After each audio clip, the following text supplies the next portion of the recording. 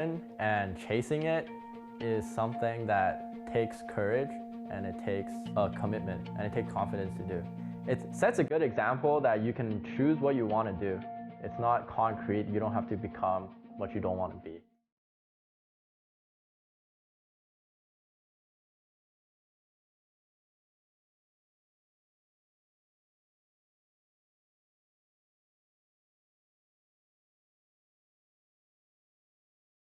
He was the wildest of all my three children. Wild in the sense that he does a lot of things that sometimes surprises me. He's one child who has all kinds of ideas, and I just can't cope up with him sometimes because I'm busy working. So I get my eldest child and my daughter to monitor him when I'm not around. But somehow, he has all kinds of ideas to outwit all of us. He will try all sorts of ways to, get on the computer. And because my mom is always at work, so I'm like the little mom, and I always give him like, okay, from this time to this time, you can game, but after that you have to stop. And then he doesn't listen to me, and he gets really creative in coming up with, ways to just get on the computer. I will walk out of the front door. It's like, bye, Mom, I'm going off to school. But I come out through the door, I leave my window open, so I would climb back into my house through the window into my room, and then I would play video games with my door closed. And every time I would hear my mom come down from the steps, I would turn off the monitor and hide under the bed. And then when it's time for me to come back from school, I would climb back out through the window with my backpack, knock on the front door, walk into the front door, and then make sure I yell, "Oh, I'm home, Mom," just to make sure that she knows that I'm home. Then I'll go back in and continue playing again. He is very comfortable in his skin.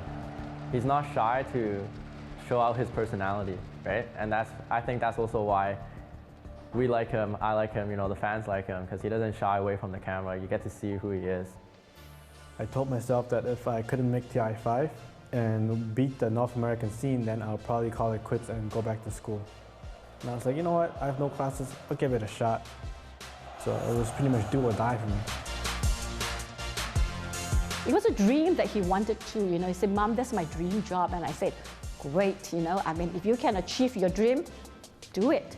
I don't want to stop you from your dream, because then you will hate me for the rest of your life because you didn't achieve what you want to because your mom says no. To me, it's all like monsters and fighting here and there. And every time when I look at the Dota screen, I'll be like, "Oh, where's David?" And my mom, who is actually pretty knowledgeable about the game, she'll like tell me, "Oh, David's here," and I don't even know when the game ends. My mom will have to tell me, and I'm like, "Oh, he won, yeah." I think it's important that we support our children in what they do and take an interest in what he does. And in a way, I think I'm hooked onto it too. I think Dota is such an amazing game.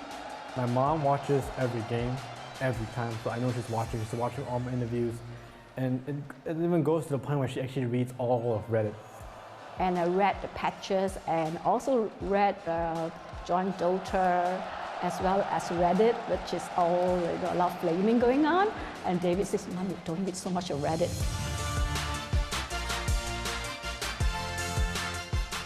Maybe he didn't have doubt himself, but there's doubt being thrown at you. Are you sure you're just going to play games?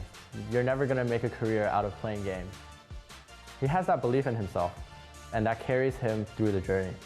When you hit past a certain age, you're kind of all in. Either you go back to school and get a degree, or you stick to esports. And at one point, I almost gave up, but I was given an opportunity and I seized it, and I'm glad that I made it work.